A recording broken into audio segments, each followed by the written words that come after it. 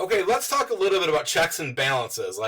That's a huge part of our government, obviously, is those checks and balances. And I think knowing checks and balances, I think it creates a better knowledge of what the branches can do, and I think will score you a lot of points on the AP test. So what can be done if you don't like a Supreme Court decision? And then we're going to talk about certain checks and balances.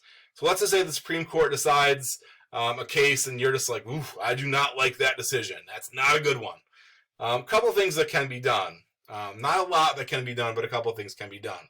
By you as an individual, if you were in the case, the Supreme Court's the case is the court of last resort. There's not really much you can do. Now, the federal government has a couple plays. The president enforces judgments.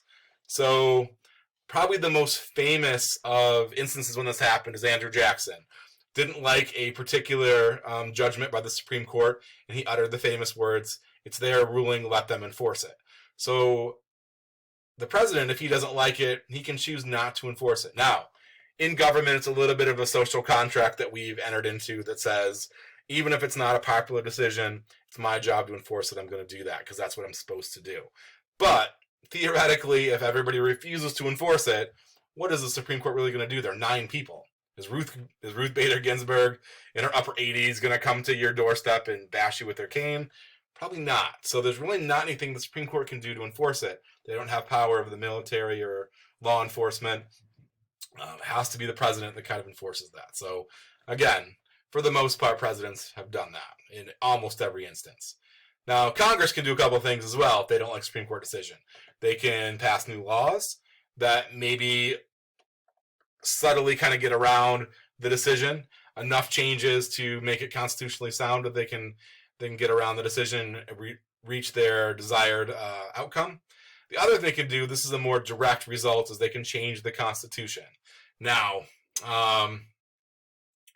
this is a pretty big deal and a pretty hard to do.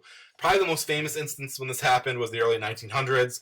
Congress wanted to tax incomes, and they did that. People were outraged. They sued, went to the Supreme Court, and the Supreme Court said that is unconstitutional. You cannot tax somebody's income.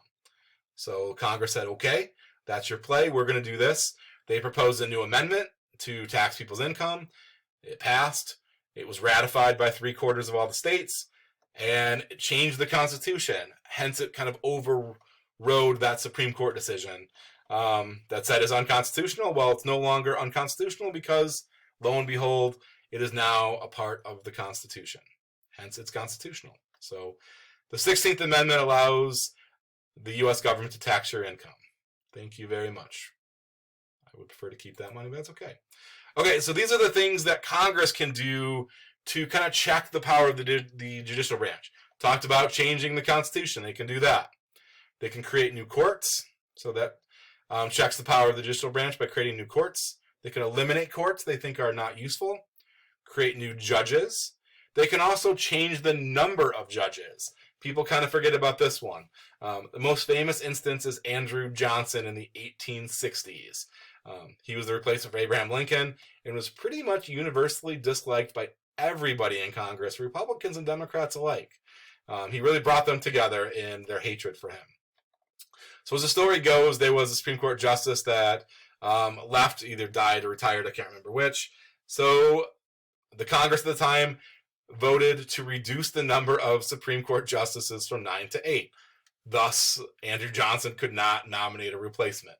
Another one left for some reason, I can't remember what.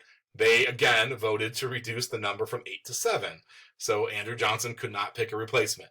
As soon as Andrew Johnson left the presidency, Congress voted to increase the number of Supreme Court justices from 7 back to 9, allowing Ulysses S. Grant, his replacement, again, to pick 2 new Supreme Court justices. Got us back to the number 9 where we currently sit. So create new judges or change the number of judges is the power of Congress. That's a little bit of a check on the Supreme Court or the judicial branch. You can change the jurisdiction of the court. You can change a judge's salary. Impeaching is definitely a check and balance. Now, obviously, they have to have done something wrong. You can't just say, I don't like the way that guy looks. Sorry about it. We're impeaching you and we're going to remove you from office. Now, if a guy takes a bribe or does something, then clearly you can impeach him and kind of remove him from that office. Confirming judges or justices is a gigantic check. So again, this has to happen before I ever have a chance to rule on a case. But if I get nominated and they're like, that Dennis is a shaky character, they can turn me away from being a judge or a justice. That's what happens. The executive branch has some checks on the judicial. Not as many, but they have some checks.